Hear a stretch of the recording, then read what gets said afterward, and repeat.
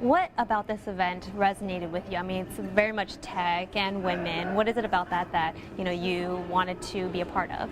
So I think what CAT brings to the table is intersectionality. I think a lot of the conversations about diversity in tech, it's just focused on gender. There's conversations about race.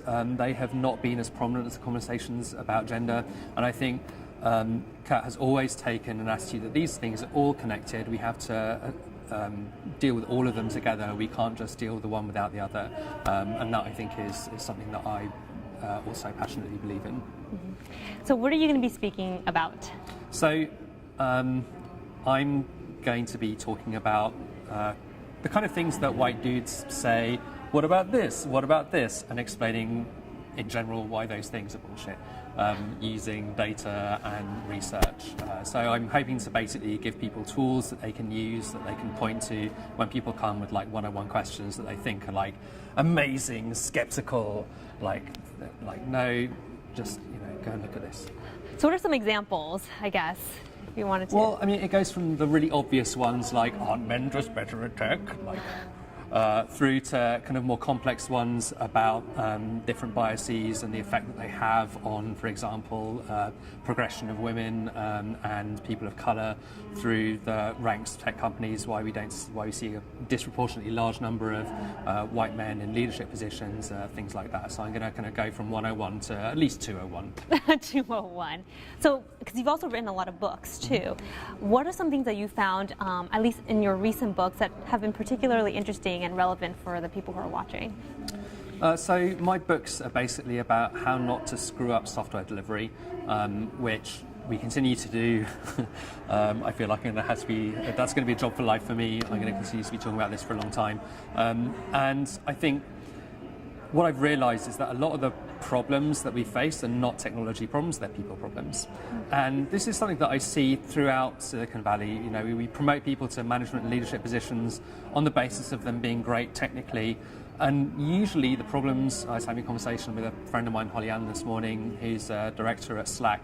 It's always people problems. And working out how to manage people effectively is hard. And if you're not thinking about diversity and inclusion as part of that, you're going to fail.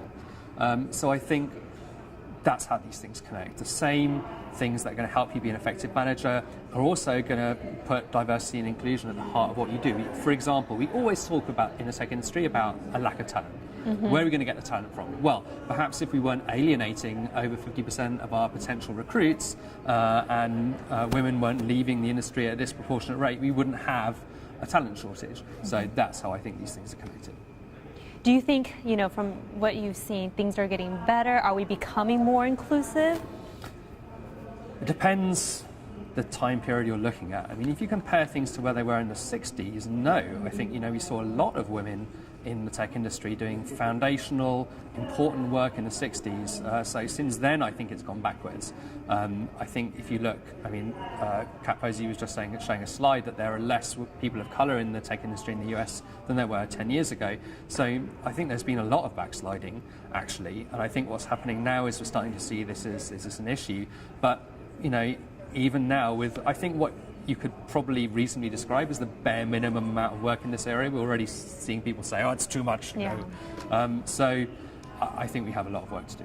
It's interesting because I was just talking to Anne from Floodgate, and she, was considered one of the more early females in that industry, but she was saying that, now there are more women. So, is there more inclusion, or is there less, or does it just depend? I'm not going to say that hasn't been progress. I think there has been progress.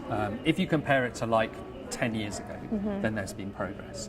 But I think, I think we're still at the beginning of the journey. So I want to celebrate the work that's been done, mm-hmm. absolutely.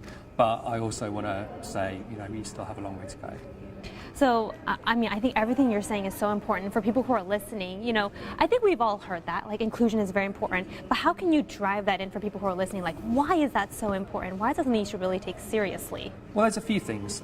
Firstly, I think these jobs are high-impact jobs. They're well paid.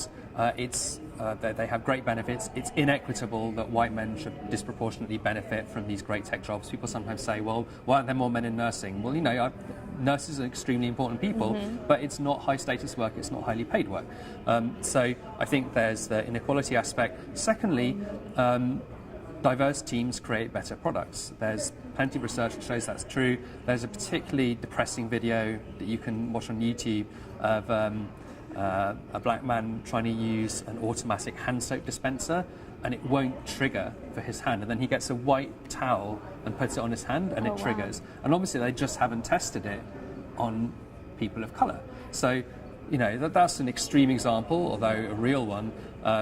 But we create much better products if we have teams that represent our customer base. And also there's been research that shows that more diverse teams, more diverse organisations are more profitable, so it increases profitability as well. So there's a large number of reasons why I think we have to deal with this. And the talent shortage as well. There's a talent shortage. There's not a talent shortage. We're just literally driving people out of the industry.